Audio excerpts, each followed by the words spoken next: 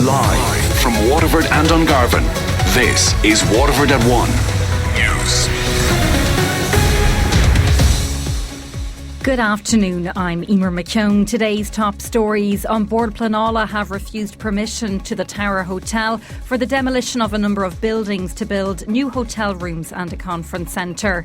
A County Waterford childcare provider says increases in insurance and rates are putting creches out of business. Cancer services are being expanded at University Hospital Waterford. And in sport, Waterford FC boss Alan Reynolds says trying to build a new squad of players will be difficult, but he's ready for the challenge. On board Planala have refused permission to the Tower Hotel for the demolition of a number of buildings to build new hotel rooms and a conference centre. The appeal was made by Monica Leach against the decision by Waterford Council to grant permission to Neville Hotels, trading as the Tower Hotel Waterford last July.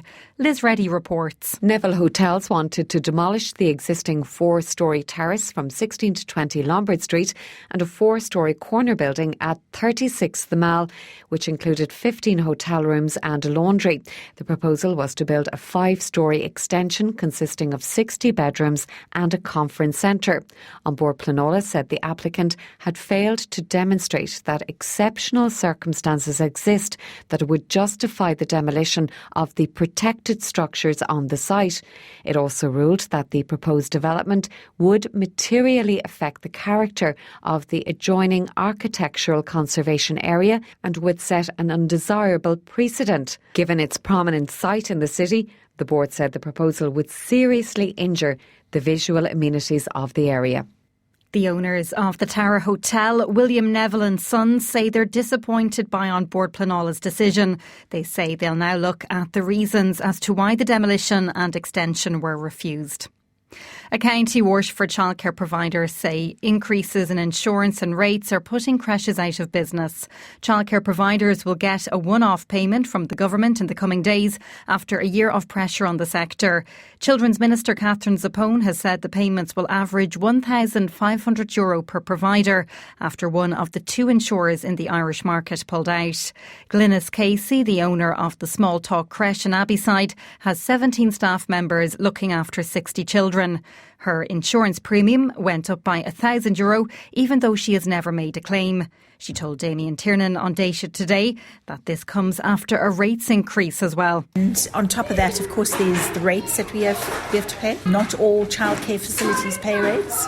There's numerous childcare facilities are exempt, and that's another sore point because I've been having a lot of correspondence lately with the rates department of Waterford County Council, and I still haven't got a meeting with them. I've actually sent him 3 letters, and that is exorbitant. It's well over €3,000 as well.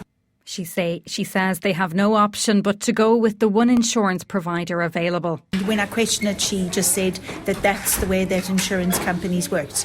Put it to her that it was a rip-off. And I also mentioned to her that we didn't have anywhere else to go to at all. We didn't have a choice because the other people, that was Porrick Smith, have actually closed down. And she said to me that's the reason why they've closed down, is that they weren't charging their customers enough money. Cancer services are being expanded at University Hospital Waterford. Thousands of people from Waterford and across the South East are treated there every year. The inpatient oncology unit is now located in the new Dunmore wing, with the day ward set to be extended next year. Consultant medical oncologist Miriam O'Connor says they're seeing more patients. We're seeing more new people coming in to us, and that's related to people living longer. Risk factors for cancer continue to be smoking to excess, drinking to excess, and unfortunately obesity is a major risk factor for cancer. Another reason why we have more people coming to see us is that we have successful treatments for people who are living with cancer. So for people with advanced cancer, we have a number of newer treatments coming all the time. Waterford Council say they're satisfied that the outages of Christmas lighting in Dungarvan is in no way a result of any failures on their contractor's part. They say they're very conscious that there has been negative commentary regarding the lighting.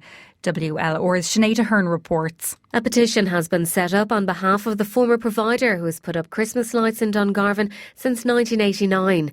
It states that Jim Conroy has always tendered for the job, but this year there was no tender and the contract was given to a much larger firm which looks after street lighting.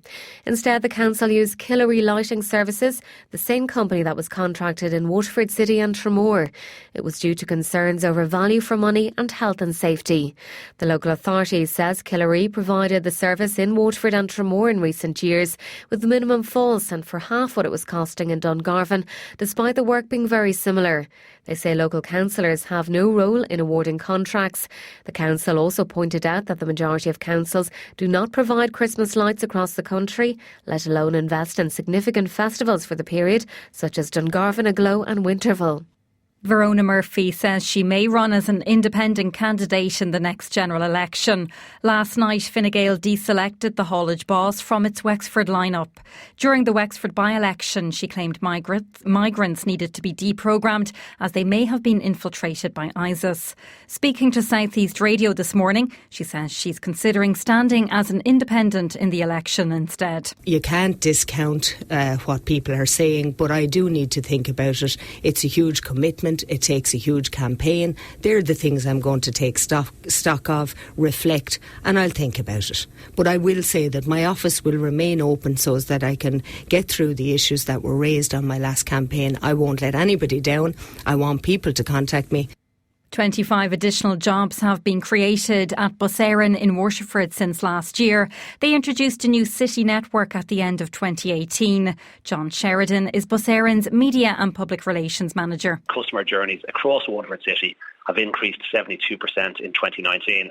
And I suppose quickly to say that the new network that was introduced 12 months ago now provides up to 275 trips every day across the 5 routes in Waterford. That's W1 through to W5.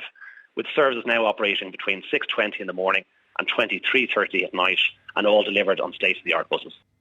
Donald Trump has become only the third US president ever to be impeached. He faces a trial in the new year over claims of abuse of power and obstruction of Congress, which he denies. It's unlikely he'll be removed from office, though, because politicians from his own Republican Party hold the majority in the Senate.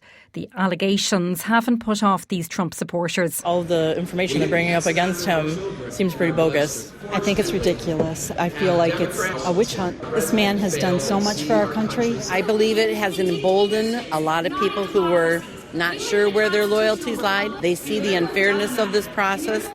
Schools, businesses and organisations across the city and county are continuing to fundraise for the WLR Christmas Appeal in aid of St Vincent de Paul. David Hennessy Productions raised €576 at the Glen Murphy concert last night. CTS Group in Portlaw raised €1,000 through Red to Work, and UPMC Whitfield raised €500. The total raise so far is €72,000. WLR Sport. Very good afternoon, I'm Gavin. Whelan. Soccer first, and Alan Reynolds, the Waterford FC manager, says he's happy that the future of the club has been sorted following yesterday's decision of Lee Power to remain on as the owner and chairman of the club for the 2020 season. Alan told WLR Sport that Lee Power and himself had a lot of soul searching to do to come to yesterday's decision. Yeah, look, it's something that's took a long time. I suppose Lee had a lot of thinking to do, and I had thinking to do myself. But look, we've sorted it out, and I know there's been a lot of frustration, I would have thought, from the fans about what's happening with the club. But, you know, we had to wait on the decision from the owner. So now we just push on and try and recruit. And the fixtures for the new SSE Electricity League Premier Division season will be released even at lunchtime tomorrow. Staying with news of soccer, and Arsenal are expected to appoint Mikel Arteta as their new head coach in the next 24 hours. They've postponed today's news conference until lunchtime tomorrow, but the Gunners are yet to agree compensation with Manchester City. Even Everton are hopeful they can complete a deal for Carlo Ancelotti to become their new manager. The Italian is expected to be at Goodison Park for the game against Arsenal on Saturday, but Duncan Ferguson is expected to take charge of the team for that one.